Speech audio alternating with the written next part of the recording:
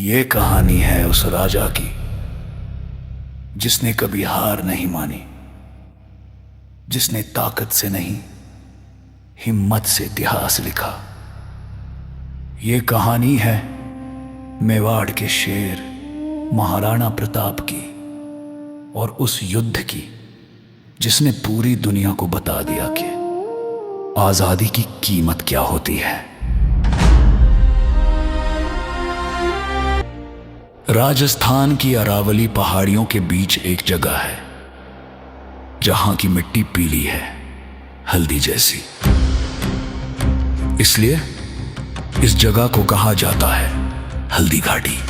यहीं पर 18 जून 1576 को इतिहास का सबसे वीर और खतरनाक युद्ध लड़ा गया। उस समय भारत में मुगल सम्राट अकबर का राज था। वो चाहता था कि पूरा भारत उसके अधीन हो जाए। कई राजाओं ने उसकी बात मान ली, लेकिन एक राजा ऐसा था जिसने झुकना स्वीकार नहीं किया। वो थे महाराणा प्रताप। उनके लिए सम्मान और आजादी किसी भी कीमत से बड़ी थी। महाराणा प्रताप के पास बड़ी सेना नहीं थी, ना ही ज्यादा संसाधन, लेकिन उनके पास था अटूट हौसला और अपने लोगों का साथ। उनके साथ भील योद्धा भी थे जो जंगल और पहाड़ों के माहिर थे, और उनके साथ था उनका सबसे वफादार साथी, उनका घोड़ा चेतक। 18 जून की सुबह दोनों सेनाएं आमने सामने खड़ी थी। एक तरफ विशाल मुगल सेना जिसका नेतृत्व कर रहे थे राजा मानसिंह, और दूसरी तरफ कम संख्या में लेकिन जोश से भरी मेवाड़ की सेना। जैसे ही युद्ध शुरू हुआ, राजपूतों ने पूरी ताकत से हमला कर दिया। तलवारें टकराई, घोड़े दौड़े और हल्दी घाटी की धरती युद्ध के शोर से गूंज उठी। महाराणा प्रताप खुद युद्ध के मैदान में कूद पड़े। उन्होंने दुश्मनों को पीछे धकेलना शुरू कर दिया और फिर उन्होंने सीधा हमला किया राजा मानसिंह पर।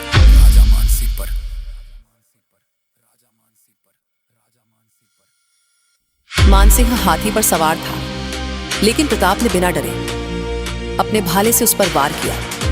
यह पल पूरे युद्ध का सबसे खतरनाक और रोमांचक पल था।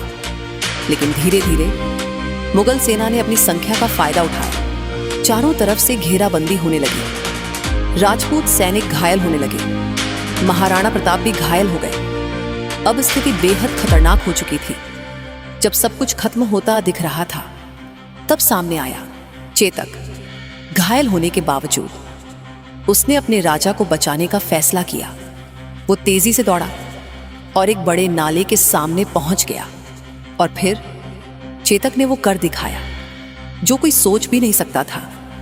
उसने एक ही छलांग में उस नाले को पार कर दिया, लेकिन ये छलांग उसकी आखिरी थी। जैसे ही वो दूसरी तरफ पहुंचा, वो गिर पड़ा।